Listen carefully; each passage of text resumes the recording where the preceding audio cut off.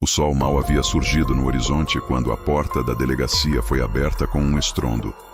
A mulher da noite passada entrou correndo, os olhos arregalados e a respiração ofegante. Seu vestido estava amarrotado, os cabelos desgrenhados e o rosto banhado em lágrimas. Ela tremia da cabeça aos pés, como se o frio da madrugada ainda a envolvesse. Meu marido, ele foi atacado. Soluçou, agarrando-se ao balcão como se suas pernas não prejudicassem mais o sustentá-lo. O xerife Carter levantou-se da cadeira num movimento rápido. Tragam um copo d'água para ela, agora. Um dos policiais, um rapaz jovem e nervoso, correu para obedecer. Carter contornou a mesa e colocou uma das mãos no ombro da mulher, tentando acalmá-la. Respire fundo, disse ele, a voz firme, mas controlada. Me diga o que aconteceu. A mulher tentou falar, mas suas palavras saíram entrecortadas pelos soluços.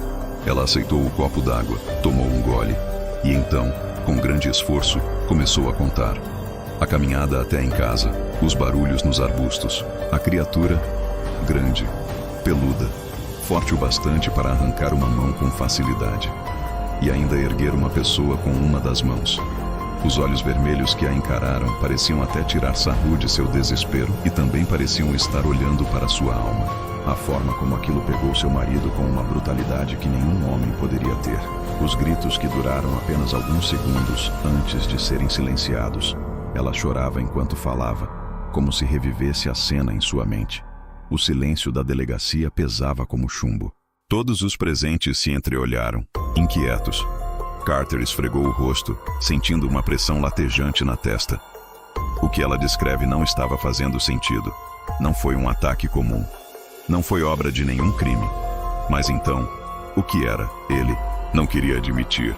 Mas a história do padre emparelhava em sua mente como um fantasma sussurrante. Lobisomem, ele atrasou o pensamento. Era ridículo. Mas mesmo o mais teimoso dos homens teria dificuldade em negar que algo fora do normal estava acontecendo na cidade. E foi então que Victor Langley chegou. A notícia do estranho se tornou rápida. Um homem alto, de feições marcadas pelo tempo, cabelos grisalhos e olhos afiados como lâminas. Vestia um sobretudo de couro surrado, botas gastas e um chapéu escuro que escondia parte do seu rosto. Caminhava com a confiança de quem não temia nada, e seu olhar avaliava cada canto da cidade como se procurasse algo. Ele entrou na delegacia sem bater. Carter estreitou os olhos, avaliando o forasteiro. Posso te ajudar? Victor sorri de canto. Talvez eu possa te ajudar. O xerife cruzou os braços. É mesmo? O forasteiro deu um passo à frente. Eu sei o que está acontecendo aqui. Os olhos de Carter estreitaram-se ainda mais. Explique-se. Victor inclinou levemente a cabeça, observando o xerife como se medisse sua receptividade. Já vi isso antes. Criaturas assim. Eu sou um caçador. Caçador de quê? O sorriso de Victor se alargou, mas não havia humor nele. Caça o que quer que esteja matando seus habitantes. O xerife manteve o olhar fixo no homem. A voz de Victor era firme, sem hesitação. Mas Carter não era o tipo que se deixava enganar facilmente. Já lidou com muitos charlatões e oportunistas, mas os moradores estavam desesperados. E pessoas desesperadas acreditam em qualquer um que ofereça uma solução. Os dias passaram e as investigações foram desenvolvidas. A mulher, ainda abalada, responde às perguntas da polícia aos poucos. Mas Victor parecia impaciente. E então, ele fez algo que Carter não poderia ignorar. A sala de interrogatório era pequena e abafada. A mulher estava sentada ali, tentando se recompor. Então, Victor entrou sem aviso. Você tem que lembrar de algo. Sua voz cortada, ou o ar como uma lâmina. A mulher encolheu-se na cadeira, os olhos marejados de medo. Eu já disse tudo que sei. Não, tem que ter algo mais. Pense. Seus punhos se fechavam sobre a mesa. A sala ficou tensa. Então, de repente, Victor sentiu uma mão forte agarrando seu colarinho. Num instante, foi puxado para trás com força. O xerife Carter o encarava com olhos frios, apertando o tecido de seu casaco com uma força que sugeria que poderia jogá-lo contra a parede a qualquer momento. Saia daqui! A voz de Carter era baixa, mas continha ameaças. Victor observa as mãos como se não tivesse feito nada de errado. Eu só estou tentando ajudar. Carter abriu ainda mais o colarinho. Ajudar? Assustando uma mulher que quase morreu? Que tipo de ajuda é essa? Os policiais presentes ficaram tensos, esperando para ver o que aconteceria. Victor manteve o olhar fixo no xerife por um momento. Então desistiu de tentar ir contra o xerife. Justo, como quiser, xerife. Carter o soltou com um empurrão leve, afastando-o da mulher. Se você causar mais uma dessas, pode se considerar um homem morto. Essa cidade é minha responsabilidade, e eu não vou deixar um forasteiro bagunçar as coisas aqui mais do que já estão. Victor ajeitou o casaco, dando um passo para trás. Bom saber onde pisar. Boa tarde e passar bem. Ele saiu da delegacia sem mais nenhuma palavra. Mas Carter sabia que essa conversa estava longe de acabar. Porém, ele precisava manter esse forasteiro na linha, para que não causasse mais problemas. A noite desceu sobre a cidade como um manto pesado e sufocante. O frio cortante traz um silêncio incômodo, quebrado apenas pelo vento ocasional entre as árvores secas. O xerife havia decretado toque de recolher obrigatório, e as ruas estavam vazias. Pessoas trancadas em suas casas, com portas e janelas reforçadas. O medo pairava sobre todos como uma sombra invisível. Mas 2 homens não estavam em casa. Na pequena cabana à beira da floresta, 2 caçadores discutiram sobre os acontecimentos recentes. O xerife está certo, não devíamos sair sozinhos. À tarde da noite, isso não é coisa de assassino comum, disse um deles, um homem de barbas grisalhas, segurando um copo de uísque com as mãos firmes. Algo grande está por aí.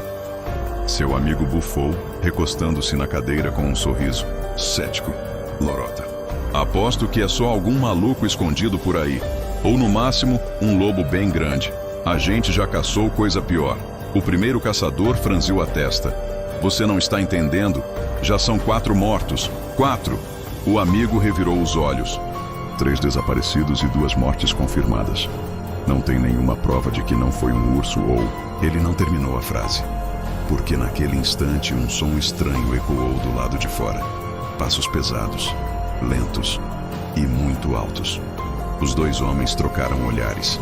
Então, quase ao mesmo tempo, pegaram suas espingardas e se aproximaram da janela. Os homens passos continuaram circulando pela casa. O que diabos? Era um ritmo estranho, diferente de qualquer animal que já tenha ouvido.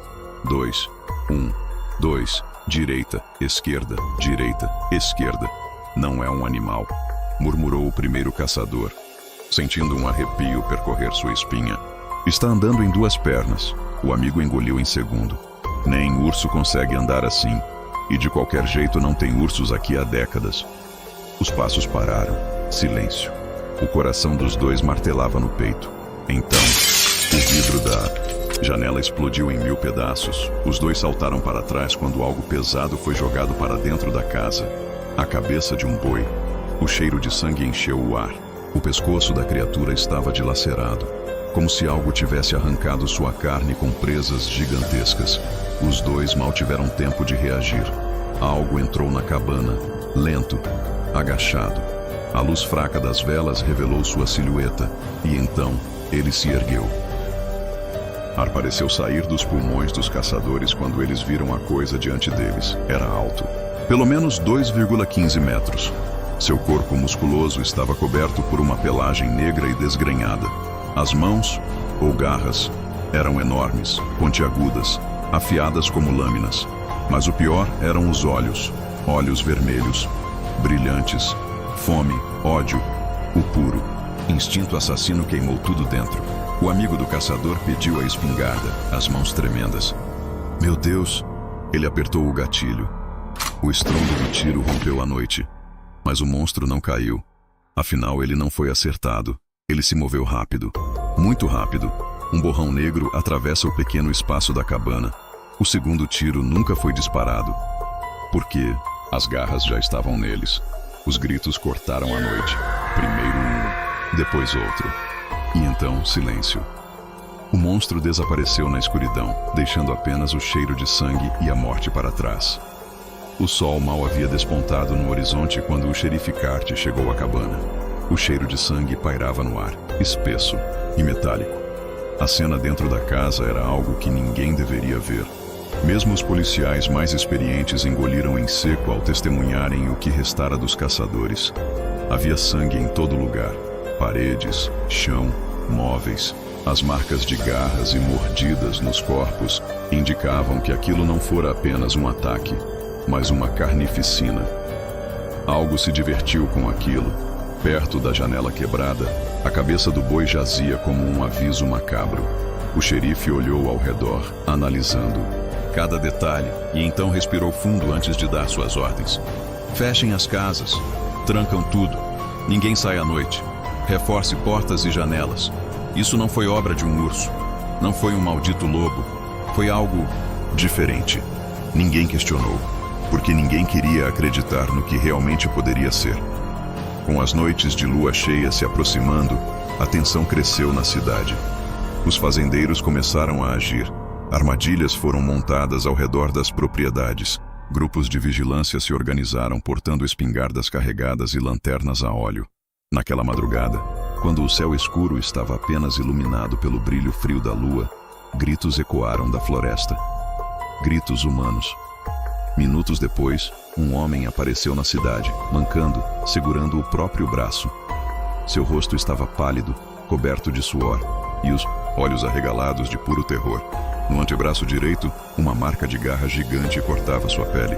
O ferimento era profundo, mas não letal.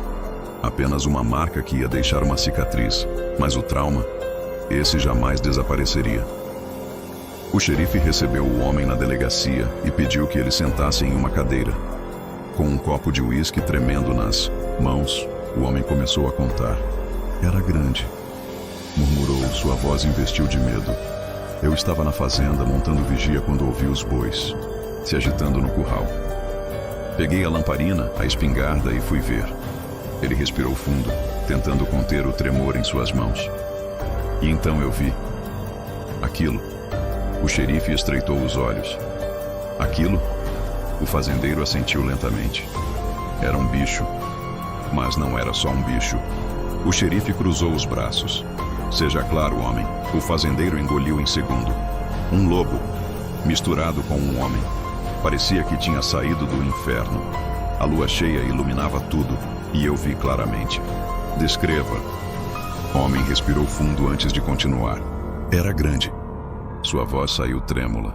Pelo menos 2,15 metros de altura. Musculoso. As pernas... Meu Deus.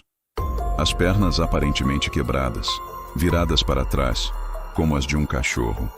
Os braços eram longos demais, terminando em garras enormes. E os olhos... Ele fez uma pausa, olhando para o chão.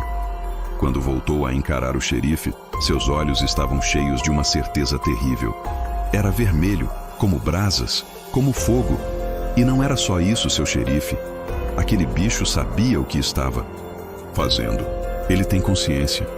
Não é um monstro irracional, não. O xerife franziu a testa. Como pode ter tanta certeza disso? O fazendeiro abriu a mandíbula antes de responder. Porque eu vi. Eu senti. A malícia naquele olhar. Ele gosta de aterrorizar. Gosta de fazer as vítimas sofrerem antes de matar. Ele sente prazer nisso. O silêncio domina a sala. Até que o xerife falou de novo, sua voz séria. Você atirou nele? O fazendeiro concorda. Sim, senhor. Acertei no ombro. Vi o sangue. Vi ele recuar, mas não caiu. E ainda foi descoberto para mim antes de correr para a floresta. O xerife sentiu um calafrio percorrendo sua espinha. Se aquilo realmente era o que ele temia, então a cidade inteira foi condenada. O xerife Cart precisava de um café forte depois daquela conversa com o fazendeiro. Seu destino era o bar do seu Pedro, o único lugar na cidade onde ele poderia pensar por um instante sem ser interrompido. Assim que entrou, fez seu pedido e se sentou. Mas sua paz não duraria muito. Em uma mesa próxima, 7 homens conversavam em tons baixos, até que um deles disse em voz alta: a gente devia caçar esse bicho, seja o que for. Os outros murmúrios de concordância cresceram. Todos estavam assustados e revoltados. Queriam fazer algo. Queriam se vingar. O xerife suspirou, largou a xícara e caminhou até eles. Não é uma boa ideia. Sua voz era firme. Nós nem sabemos o que estamos enfrentando. O silêncio tomou conta da mesa. Os homens se entreolharam, refletindo sobre as palavras do xerife. Ele estava certo. Ninguém sabia o que era aquela coisa. Um urso? Um assassino? Alguma criatura desconhecida? O fato era que matou 2 caçadores armados sem dificuldade. Então, uma voz surgiu cortando o ar do bar. Lobisomem. O xerife fechou a cara na mesma hora. Ele reconhecia aquela voz. Não precisou nem se virar para saber quem era. "O que você quer, Victor?" perguntou, sem esconder o desagrado. O homem se aproximou, mesmo sabendo que o xerife não gostava nem um pouco dele. Victor era o forasteiro, que havia aparecido há uns dias dizendo que caça esse tipo de coisa. Porém, para o xerife Carter, ele era só um calatão que queria falar abobrinhas. "Estou fazendo o que você não faz, o que é preciso", disse Victor. O xerife bufou. "Você veio até a minha cidade só para causar problema, isso sim." Ele então se virou para todos no bar e disse alto e claro: "Atenção, sei que todos estão preocupados. Seja lobisomem ou não, esse assassino já se mostrou perigoso. A polícia está fazendo de tudo para encontrá-lo. Mas até lá peço que fiquem em casa, armados e trancados, antes das 23 horas.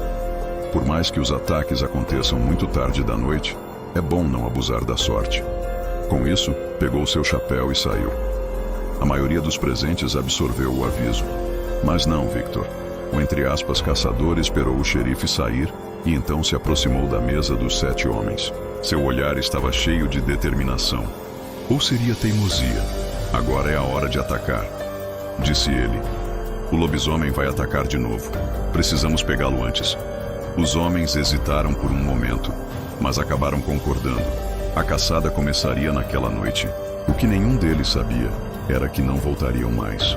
A noite caiu sobre a floresta e o grupo de caçadores liderado por Victor se embrenhou no mato às 23h59. Eram 10 homens, 11 contando com Victor.